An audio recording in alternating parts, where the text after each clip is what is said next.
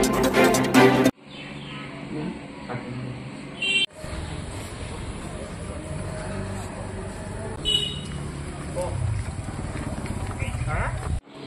আজি অসমীয়া যুৱ মঞ্চই আমগুৰি ৰাজচক্ৰ বিষয়া যোগেদি আমি উপায়ুক্ত মহোদয়লৈ শিৱসাগৰ জিলা উপায়ুক্ত মহোদয়লৈ এখন স্মাৰকপত্ৰ আমি প্ৰদান কৰিছোঁ।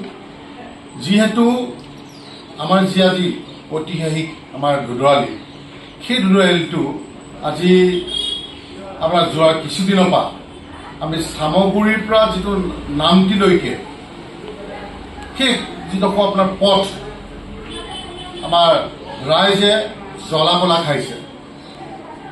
কাৰণ আপুনি যিটো সময়ত এইখন চৰকাৰে কৰক লৈ ইমান বাকযুদ্ধ কৰি আছে, টেক্সৰ ওপৰত টেক্স, কিন্তু আমি এটাই আচৰিত হৈছোঁ যে তেখেতলোকৰ এই যি আমাৰ PWD বিভাগটো, এই বিভাগৰ যি SDO কওক, ইঞ্জিনিয়াৰে কওক, তেখেতলোকক আমাৰ সন্মানীয় মুখ্যমন্ত্ৰী আমাৰ এটাই ডাঙৰ ভুল কৰিলে যে তেখেতলোকক চৰকাৰী গাড়ী তেখেতলোকক কাম চোৱা চিতা কৰিবৰ কাৰণে দিলে।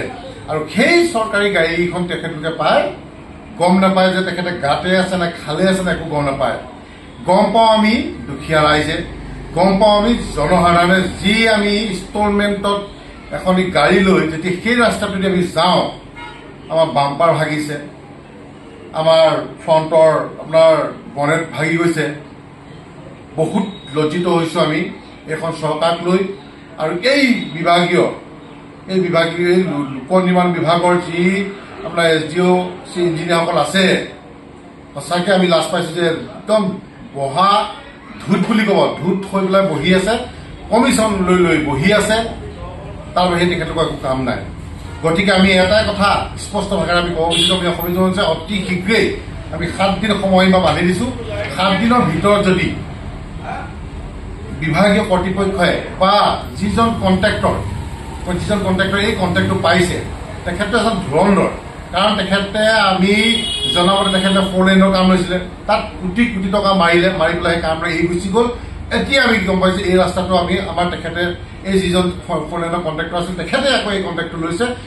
অতি শীঘ্ৰে এই ৰাস্তাটো এৰি পলাব বুলি আমি শুনিবলৈ পাইছোঁ বা জানিবলৈ পাইছোঁ। অতি শীঘ্ৰে মুখ্যমন্ত্ৰী ডাঙৰীয়াক আমি আহ্বান জনাইছোঁ যে এই যিজন কণ্ট্ৰেক্টৰ, ধুৰন্ধৰ কণ্ট্ৰেক্টৰ, এইজনৰ ওপৰত বিহিত ব্যৱস্থা ল'ব লাগে, এখেতক ব্লেকলিষ্ট কৰিব লাগে, এখেতক জেলত দিব লাগে। আৰু আমি আজি আপোনালোকৰ নিউজৰ মাধ্যমে এখন চৰকাৰলৈ আমি অনুৰোধ জনাইছোঁ, মুখ্যমন্ত্ৰী ডাঙৰীয়ালৈ আমি অনুৰোধ জনাইছোঁ যে আমাৰ দুখীয়া ৰাইজৰ কথা ভাবি, দুখীয়া ৰাইজৰ স্বাৰ্থত আপুনি এখন আগবাঢ়ি আহক আৰু এই ৰাস্তাটো সোনকালে হৈ উঠাত আপুনি গুৰুত্ব প্ৰদান কৰক। কাৰণ ইয়াত যিসকল MLA হওক, MP হওক আছে, কাৰো কাণসাৰ নাই, কাৰণ সকলো ইয়াত কমিশ্যন অংকত একদম মিহলি হৈ আছে।